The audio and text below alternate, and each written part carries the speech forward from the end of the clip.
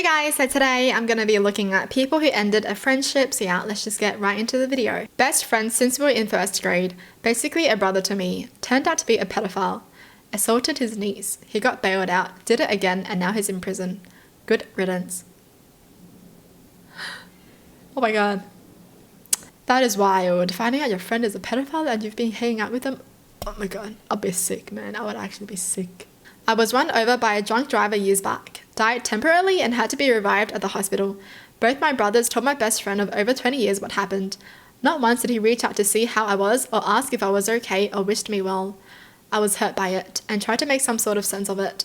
Like maybe he just didn't know what to say, or he was shocked by the news, or he wanted to give me space to recover. Months later, I'm home but still in crutches and can barely move without a great deal of pain.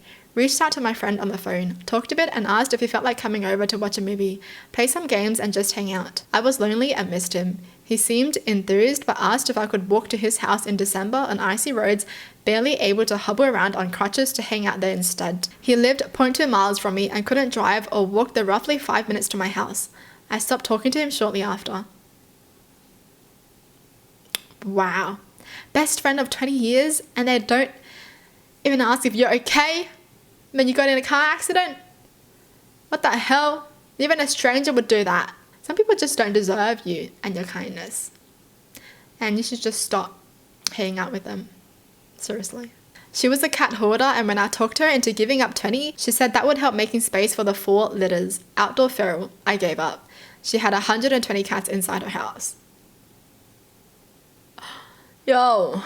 Oh, I didn't even know that's what they meant when it was like giving up 20 cats. I thought that was all she had. She had that many, and they only told her to give up like 1/6 of her cats. How do you have that many cats in your house, man? Where do you find all these cats, bro? My best friend's girlfriend tried to off herself. I was there. I called the paramedics. I rode in the ambulance to the hospital with her. As she was losing consciousness, I asked her if there was anyone she wanted me to contact for her. She asked me to contact her partner, my best friend. I called my best friend and explained the situation.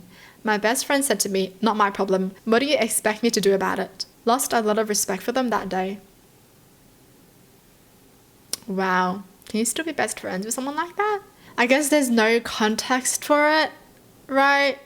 But like, as a normal person, you would still be concerned if someone was hurt. Being a single mum, hadn't seen my good friend in months. We planned a night out, so I hired a babysitter and drove 1 hour to her home. My friend was half an hour late when she arrived. She was with her married boyfriend, and she said she had to get something for him. She went in the bedroom with him and closed the door. I heard giggling and laughing. I left. Not like I was paying a babysitter so I could sit alone in her apartment while she has sex with a married guy. That's what it meant. Married boyfriend. Oh my god. I was like, huh? Oh, jeez. That's always heartbreaking when you're like the third wheel to something and they act like you don't exist. That's always the worst feeling ever. After talking to a guy I liked, we found out my best friend was telling both of us that the other person didn't like us or found us annoying. He would ask her to invite me to parties and she'd tell him I couldn't come or that I said no and that he annoyed me.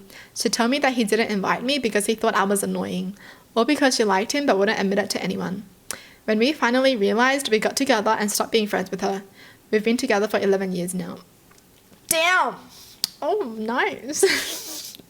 Bonding over a common enemy. How good. Friends for over a decade. I was her maid of honor. She had 3 children with her husband, whom I was also very good friends with.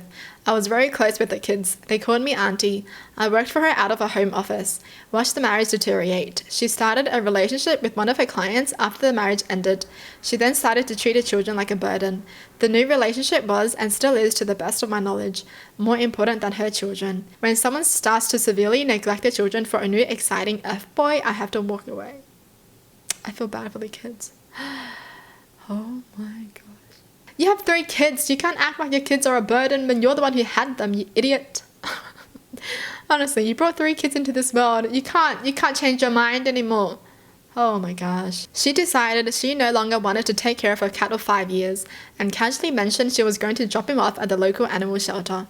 When I told her it was a highkill shelter, putting animals to sleep if they haven't been claimed or adopted within 3 days, she freaking shrugged her shoulders and went to get the cat carrier. The friendship was over then, but I convinced her to take him to a no-kill shelter. Relies a lot on fostering, about 45 minutes away. Oh, but she wasn't feeling well enough to drive, could I? She'd totally pay for my gas.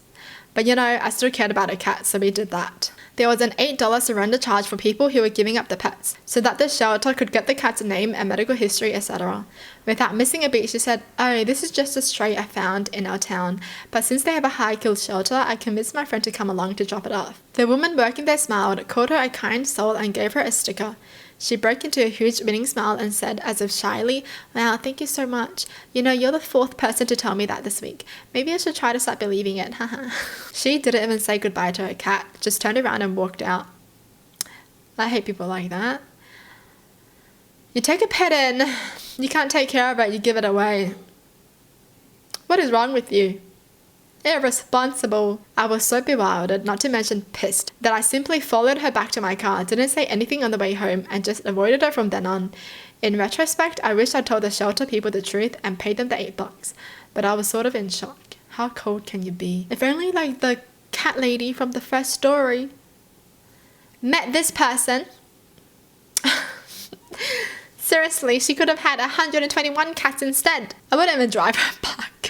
I would just be like, you call an Uber, pay for your Uber, okay, bye. Because you deserve to pay for an Uber that you didn't even pay for your cat. Seriously, like, get out of my face. Honestly, I wouldn't even drive her there to the shelter. I'd just take the cat, foster it for a little bit, and post it online if anyone wants a cat to take care of. And then the cat can have a good home, right?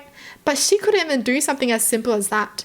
Oh, I can't take care of my cat anymore. Can someone take care of her? But the first thing she thinks of is to bring her cat to a high-kill shelter. What is wrong with her?